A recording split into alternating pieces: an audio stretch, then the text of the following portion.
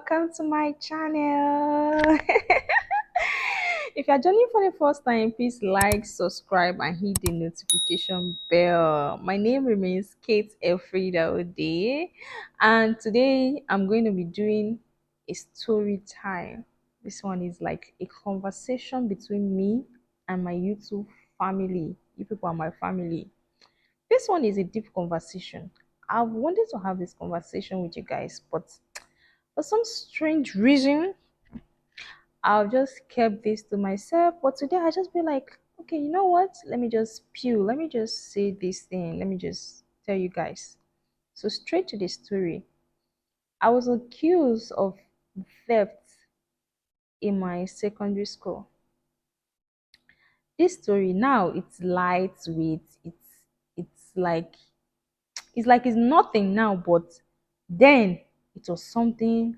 It was something that gave me trauma. I was just traumatized about a particular time in secondary school because I thought it was going to occur again. It's something that really, really was traumatizing. Now in adulthood, you can say it would have caused me a mental breakdown then, but then we're little children, we didn't know all of that. So here is the story, yeah. So in secondary school, this was in my JSS two. I don't know if I should use their real names or I should use some names to cover them. Let me just cover their names because one of them is actually my very very good friend till now. So this was like second term or third. This is second term JSS two. I think so. So one day, this was how it happened. I was washing in the hostel with my school sister, and so she now came and said, let's say um Vera, let's give her Vera. Say Vera's money got missing. Oh, they are talking about it. They don't know how come Vera's money got missing.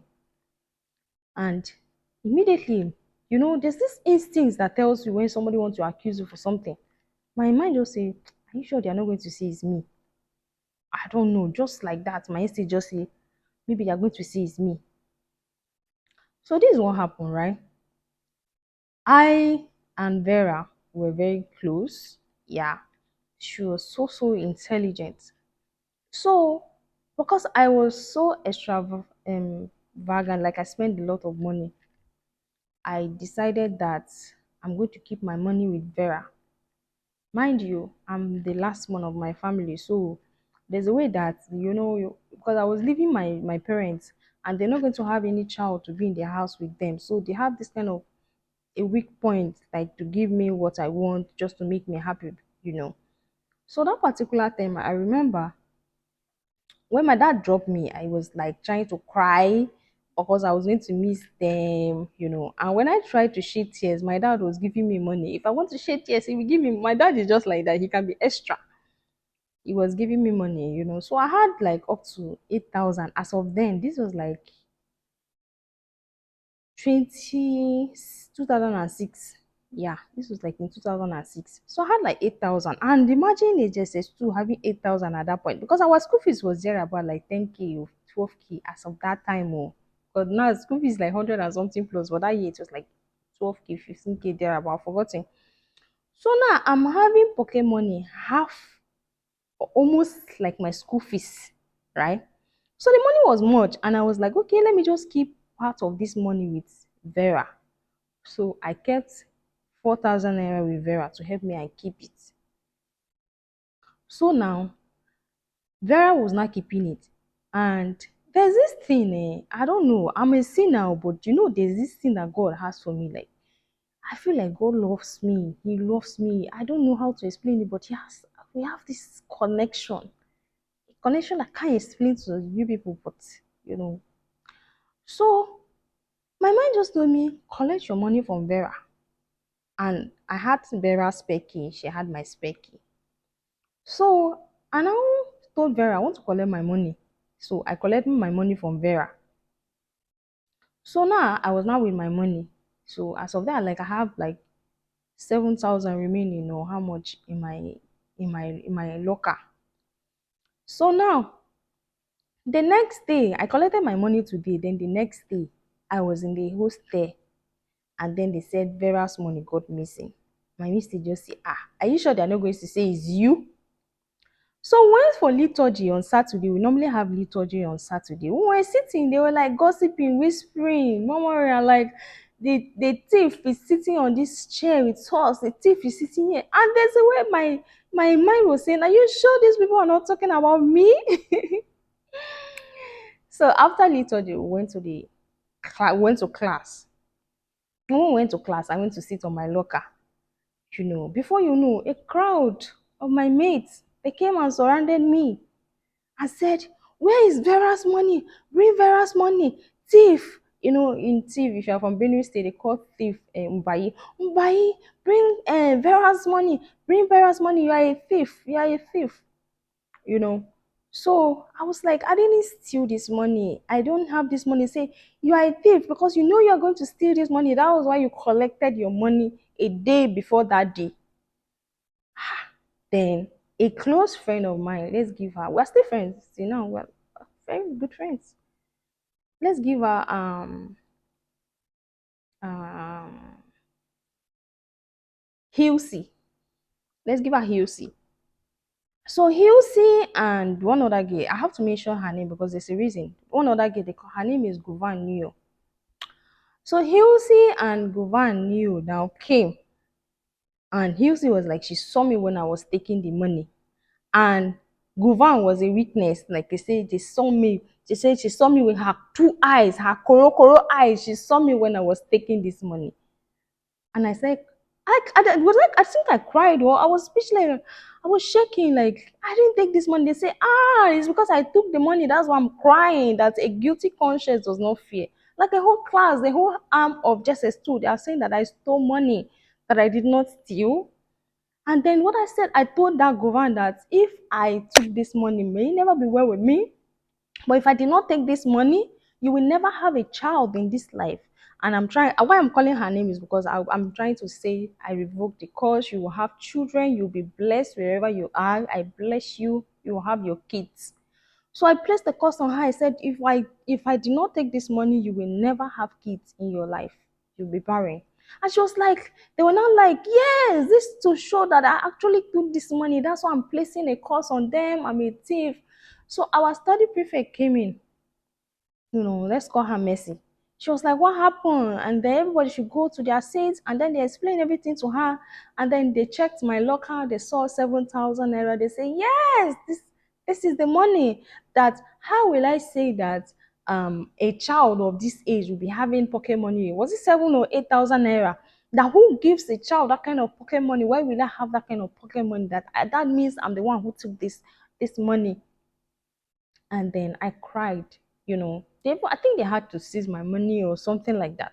I cried so much. Well, and then I remember there's a verse in the Bible that my mom will always read to me, Psalm 71. She would always read to me whenever I was sick, I was down. So I remember to pray it. And Psalm, was it Psalm 109? I was reading Psalms. And that was the first time I learned this word, vindicate me. In the Bible, there was a verse that said, vindicate me, oh God, when the enemy is against, something like that. So I was saying that prayer every day and crying. And then that fateful day, I went to church, right? Catholic church.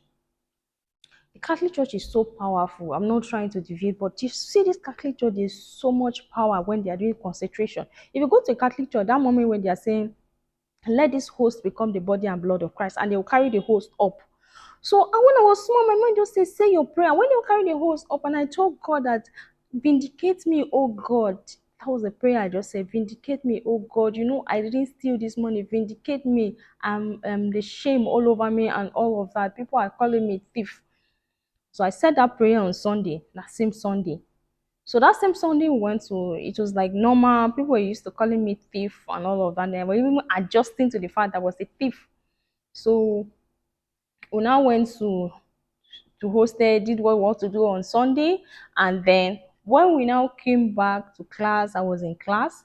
And then this Vera now came with other people that they should call me out. They not call me out. They're like, they have a confession. Something happened though. I said, what happened?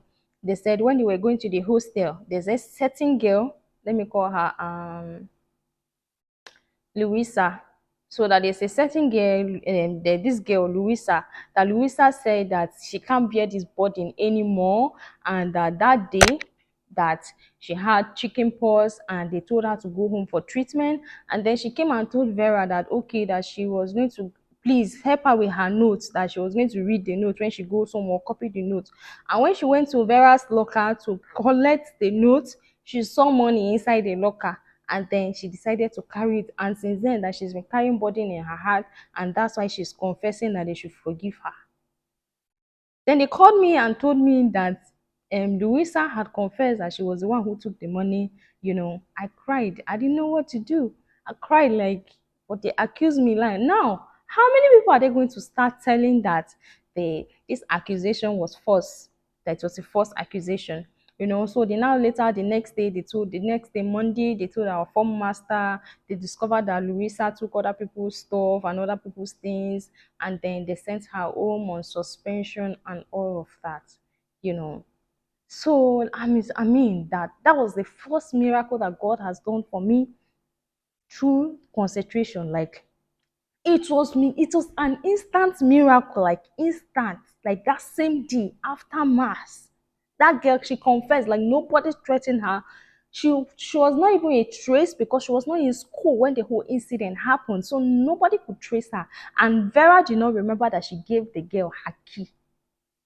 So I was the only person they remember that had her spare key. I was the one who had all the suspects, everything that's supposed to be that I took the money, you know. And that was how they asked for my forgiveness, and I forgave them. But it was so hard. And at this point, I want to thank God for vindicating me. I want to thank God for miracle that happened. There's God. And you shouldn't run from one church to another. Just if you're a Catholic, just stay in your church, because there is miracle. Like, there is miracle, there is power in God. So today I'm just moved. I just said let me share this story with you guys. So if you enjoyed this story, like and subscribe to my YouTube channel. Okay.